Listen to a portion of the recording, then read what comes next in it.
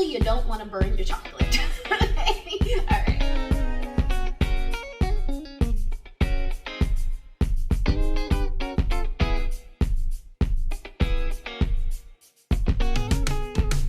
Hi everyone, and welcome to another episode of Whisking Away with Diana J. I'm Diana, and today I'm so excited because it is holiday season. Well, we've been in holiday season, but one of my favorite holidays, Christmas, is coming up next week, actually. Crazy how time flies. OMG. And one of my favorite cookies to make during the holidays are these Christmas crinkle, they're not Christmas cookies, they're crinkle cookies.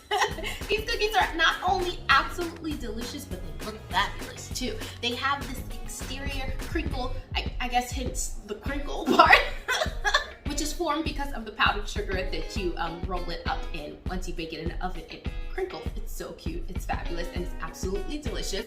Okay, basically it's just a brownie cookie with powdered sugar. But it's still delicious and fabulous, and I cannot wait to share it with you. But you know the drill, let's get our ribbons on and let's get baking. Okay guys, so let's get started. So first things first, super easy. I have my butter here, and I have my bittersweet chocolate chips. Now I need to melt my chocolate chips with my butter. So to make it easy, all I'm gonna do is put my butter in a bowl and pour my bittersweet chocolate chips in there.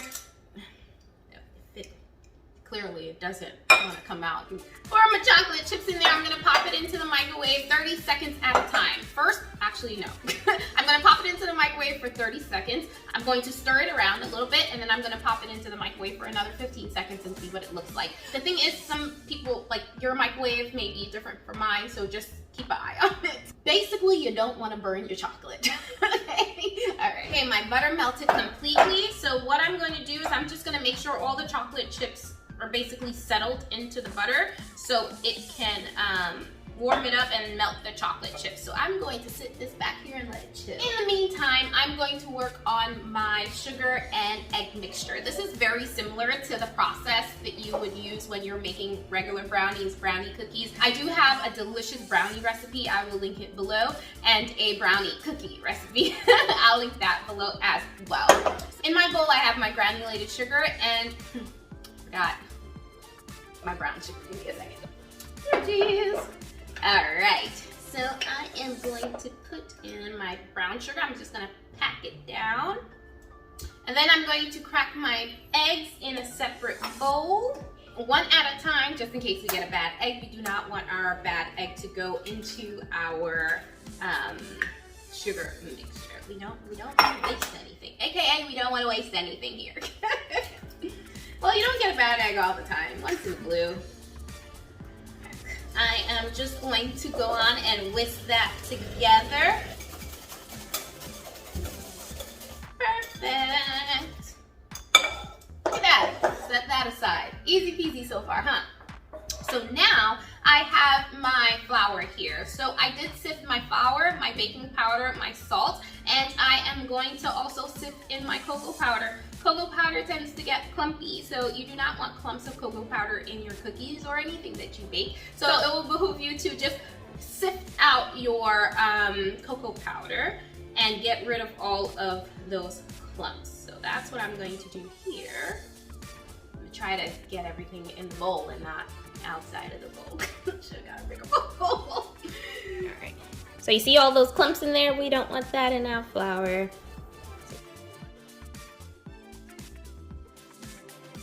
Now, this was my bowl with my melted butter and chocolate.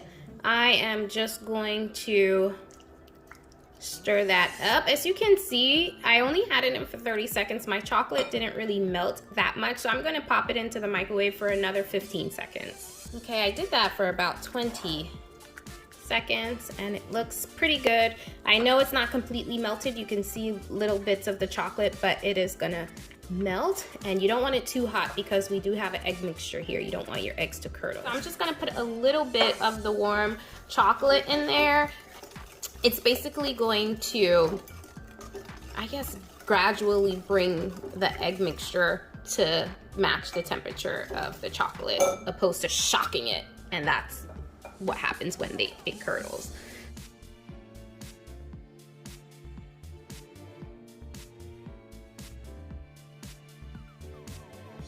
So now I have my flour. You could just dump your flour in there.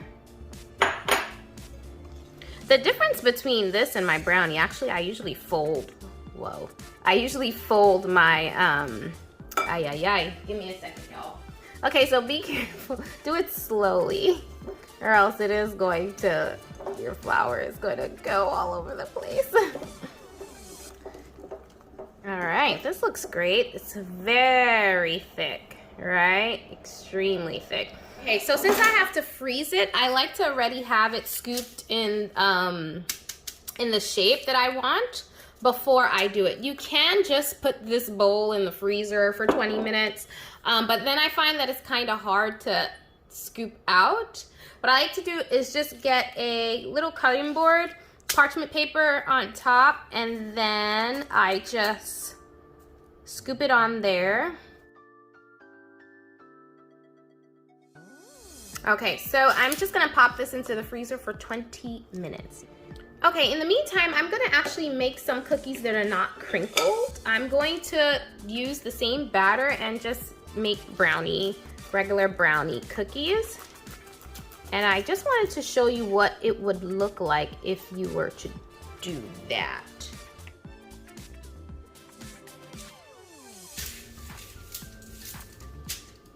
Okay, so this is what the cookies would look like if we did not put it in the freezer and we baked it for about 8 to 9 minutes.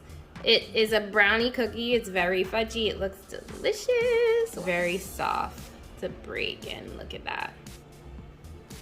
Let's taste it.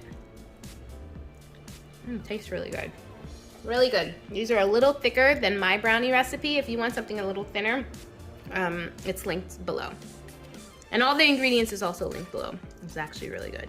Since I have my powdered sugar here, as you can see, I can peel it. It is still a little sticky, but it's workable. So I'm just going to mold it into a ball, right, like so.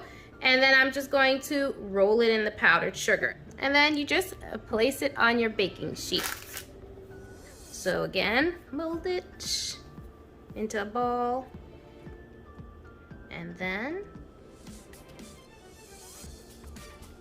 easy peasy. All right, so what I'm going to do is just gonna roll it again in the powdered sugar, just so it would give me a nice white crinkle. I'll just do the top. No need to do the bottom. Okay, I'm just gonna pop this into the oven at 350 degrees for about 8 to 10 minutes, depending on your oven.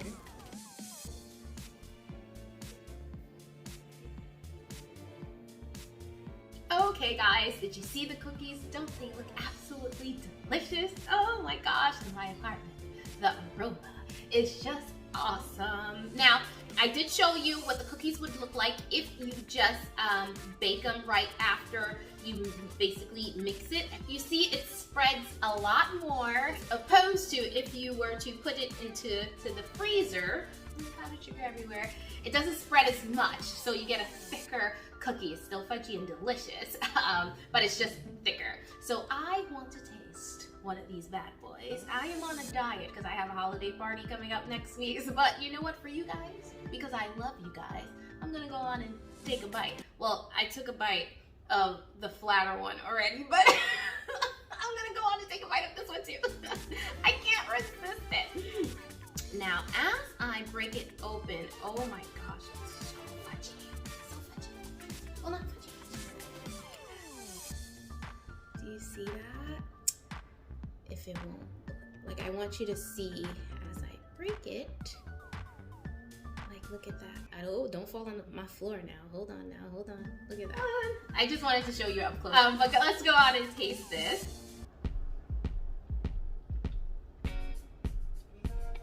You guys, and it's warm too. It just melts in your mouth, literally. I think it's because it's warm. It literally just melts in your mouth. I'm not lying, it's so good. You guys, we have to try this recipe. All the ingredients will be linked down below. Merry Christmas. Christmas to everyone out there that celebrates Christmas. And I hope you have a good one. Thank you so much for whisking away with me, Diana. Until next time, have a good one, guys. Bye. Okay, the thing with eating these are quite delicious, but don't wear black if you're making these or baking these. Just wear an apron and wear something white. Word of advice. Have a good one, guys. Bye. I'm on a diet. I can't eat another bite.